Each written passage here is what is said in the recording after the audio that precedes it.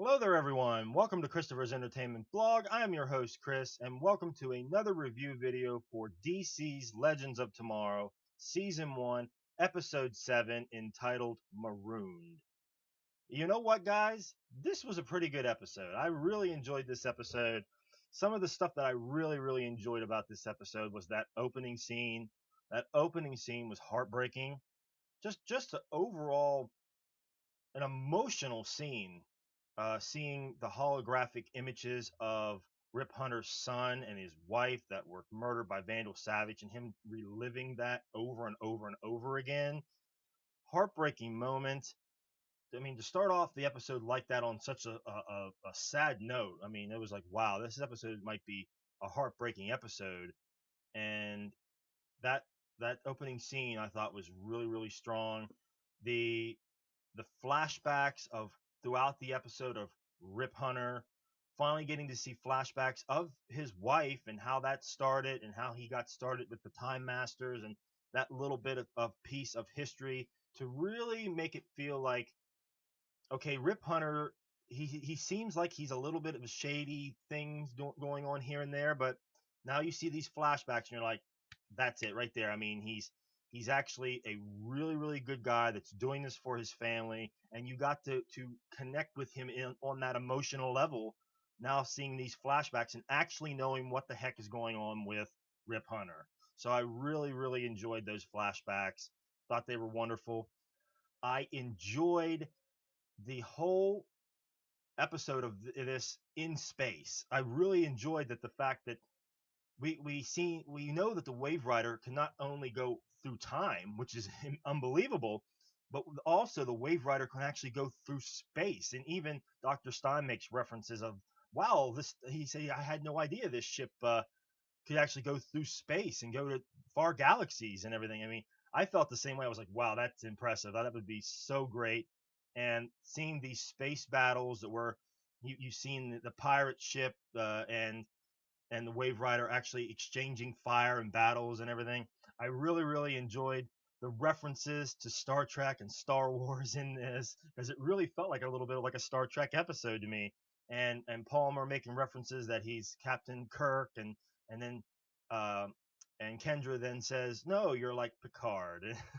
So I mean, I really like, and then later on, then he says, "Oh no, I'm like Han Solo." So I mean, I really enjoyed those little tidbit references to those wonderful shows and movies. I really enjoyed that. There was even a nice little reference Stein made. He said, "Great Scott," which is like a reference to Back to the Future. So I really enjoyed that as well. I thought the scene with Snart and Sarah in that compartment where they're freezing to death, I think they had a great moment of a heart to heart talk about, a heat wave, and and Mick Rory, what he's going through, and what Snart and Rory are going through.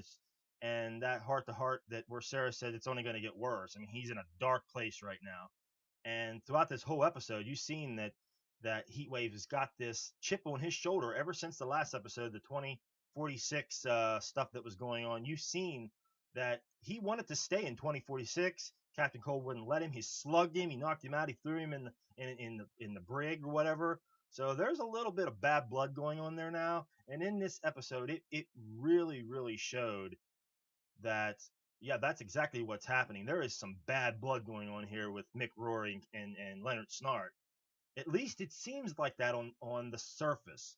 Um, that's going to lead me into the ending, where after Mick Rory betrays the team and is ready to take the Wave Rider, go home, sacrifice the whole entire crew, the whole team, the people that he knows, uh, Captain Cold takes him to, I have nowhere where I have no clue where he takes him, but he takes him on to some planet or whatever.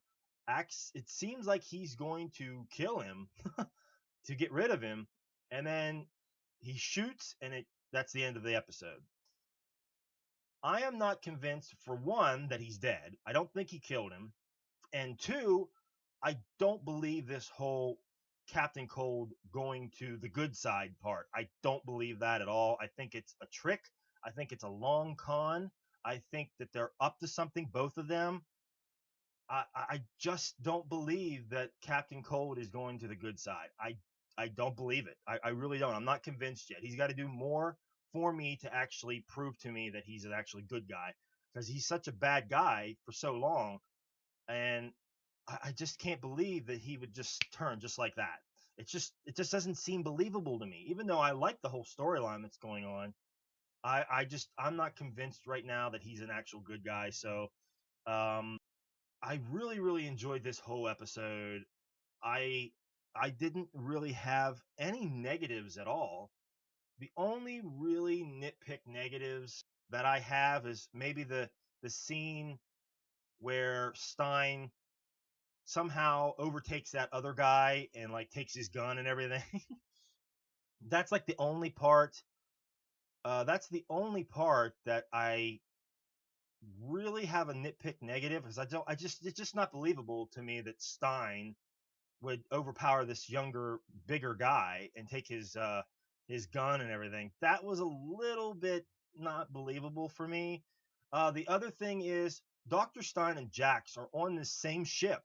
Why don't they just become Firestorm and take out all these other guys? I mean, I don't know. Maybe it would be a bad idea to have a fireball, I guess, on this ship. That could be a bad idea, but I mean, other than that, I mean, there really wasn't any other type of negatives that I had. I mean, I thought this was a solid episode. And the stuff with Kendra and Palmer was surprising, that she actually does care for Palmer as well. I mean, that was surprising. Okay. So, I mean, we have that relationship going on there. It seems like we have a little bit of a friend relationship with Sarah and Leonard Snart going on. So, I mean, seems like the team is coming together quite nicely. And I really enjoyed this episode out there in space. It was very cool. But hey, guys, let me know in the comments below what you thought about this episode, what you liked about the episode, or what you didn't like about the episode. But that will do it for me for this week. I will see you guys next week for another review for DC's Legends of Tomorrow. Thanks a lot. Take it easy.